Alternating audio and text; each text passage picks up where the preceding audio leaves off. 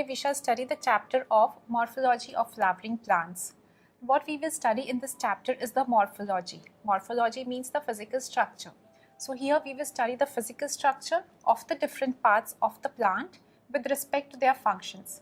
We study the parts which are above the soil and also the parts which are present below the soil. So let us see what are the parts of a plant.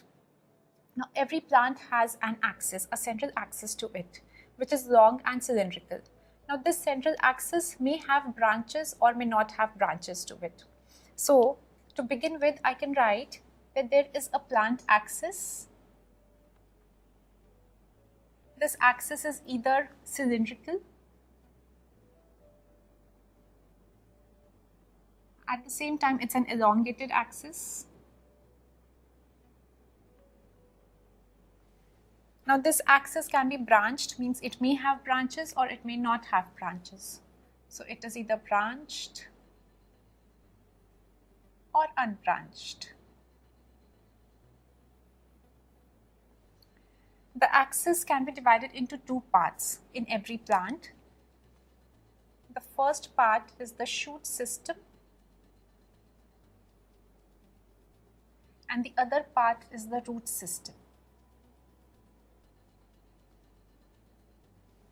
Now shoot system is usually the part which lies above the ground or above the soil. So this is above the soil usually or above the ground, and the root system is underground.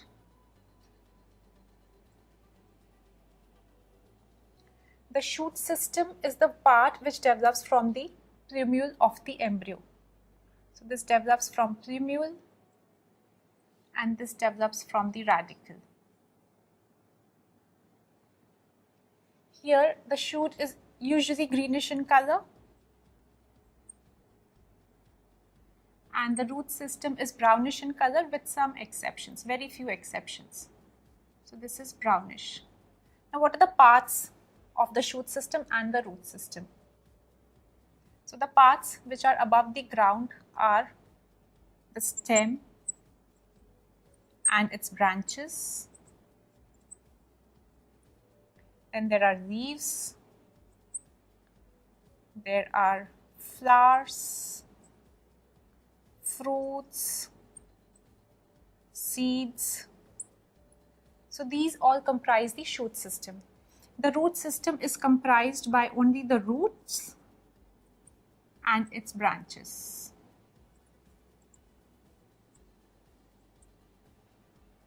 Now all the parts which are borne by a plant are called as organs. So I can say that parts borne on any plant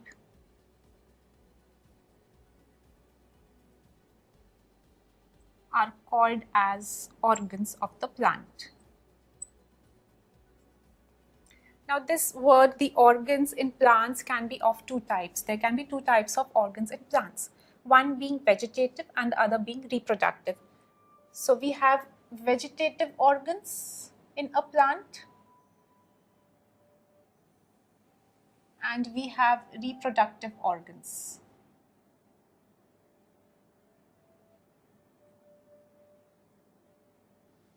Let us see what are their functions respectively. The vegetative organs will include, again, it will include the stem, the leaves. So what is the function of these parts? They help in the growth of the plant and maintenance of the plant and its development. So they help growth of the plant, further development of the plant, and they help in maintenance of the plant. And the functions of the reproductive organs is again producing a new plant. So they help to produce a new plant. And if I were to give example of vegetative organs, it would be the stem, the leaves, roots, nodes and internodes. These are all vegetative parts. Reproductive parts would be the flower, fruit and the seeds, which help. These are basically the parts which help in further propagation for a new plant to grow. Now this was about the parts of a plant. Now let us see what are the flowering plants. We have seen that there are plants called as angiosperms. So let us talk about angiosperms. Here we will talk about angiosperms in this chapter. Now angiosperms are the plants which are fruit bearing. Before fruit, I'll say they are flower bearing plants. Then they are fruit bearing and seed bearing. So they are basically flower, fruit and seed bearing plants. Now angiosperms, if we go back to classification and evolution of the plant kingdom, we know that angiosperms are of the highest order in terms of evolution. They are the most evolved plants. So now we will see how the angiosperms are classified. What are the types of angiosperms? Now this classification is again on 4 bases. The first basis of classification is on the number of cotyledons that the angiosperm has. So now on the basis of number of cotyledons,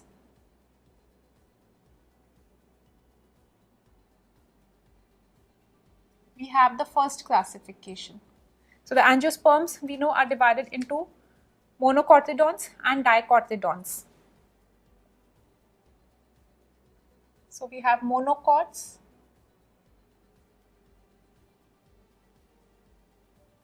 and we have dicots or dicotyledons. Monocots have 1 cotyledon and dicots have 2 cotyledons.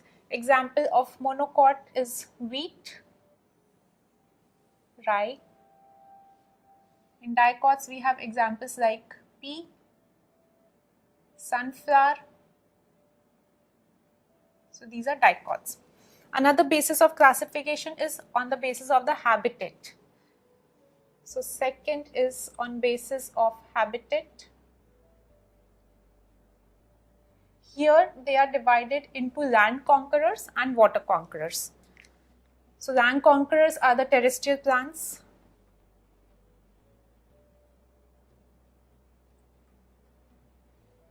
And water conquerors are those which survive in water.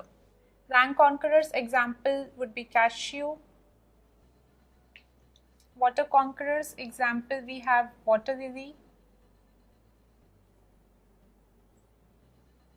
Going on to the next basis of classification, that is on the basis of their life cycle.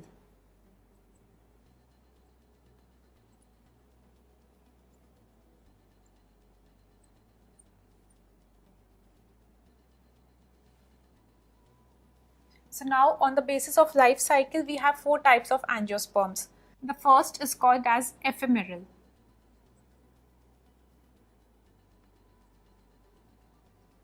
The second ones are called as annual. Third is biennial. And fourth are called as perennial angiosperms. Now let us see what is the duration of their life cycle. Now depending on the duration, this classification is existing. Ephemeral are those angiosperms which have a life cycle that gets completed within 4 to 6 weeks. So they have a life cycle of around 4 to 6 weeks. Annual are the plants which have a life cycle between 6 to 12 months. So they complete their life cycle in 6 to 12 months. Biennial complete their life cycle in 2 years. That means 24 months. And perennial have a life cycle which lasts for or which is completed in more than 2 years. So this is on the basis of life cycle. The last type of classification of angiosperms is on the basis of the nutrition, their mode of nutrition.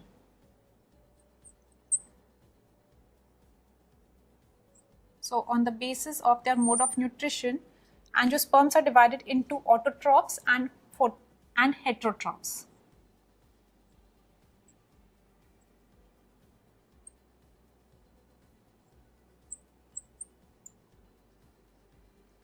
Now, as the name suggests, autotrophs, auto means self. So here they are self-dependent for their food and energy. while in heterotrophs, the plant is partially or completely dependent on others or other plants for their nutrition. The autotrophs are mainly photosynthetic.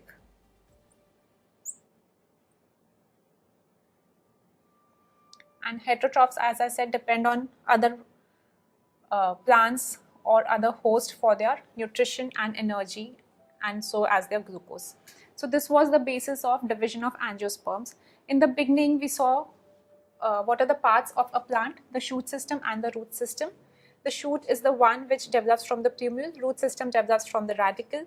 Shoot system would include the stem and its branches, the leaves, flower, fruits, seeds. And the root system includes the roots and its branches. All the parts which are borne on a plant are called as organs. So the organs are basically out of two types: vegetative organs and reproductive organs. Vegetative organs are responsible for growth, development and maintenance of the plant, and reproductive organs are responsible to produce a new plant. So the vegetative parts of the plant would be those which are not associated with reproduction at all. For example, the stem, leaves, root, the nodes, internodes, they are all vegetative parts of the plant. And the reproductive parts are like the flower, the fruits and the seeds, which help in further propagation of the plant. Then we spoke of angiosperms as being the highest order in the plant kingdom in terms of evolution. Angiosperms are flower-bearing, fruit-bearing and seed-bearing plants. Then we saw the classification of angiosperms on 4 bases. The first was on the basis of number of cotyledons. If they have one cotyledon, they are called as monocots. If there are 2 cotyledons, they are called as dicots. Secondly, on the basis of their habitat, they are divided into land conquerors and water conquerors. On the basis of the life cycle, they are divided into ephemeral, annual, biennial and perennial. And on the basis of nutrition, they may be autotrophs or they may be heterotrophs. So this was all about introduction to this chapter of morphology of flowering plants. In the next session, we shall study parts of the plant one after the other. The first part that we will study are the root system or the roots in angiosperms.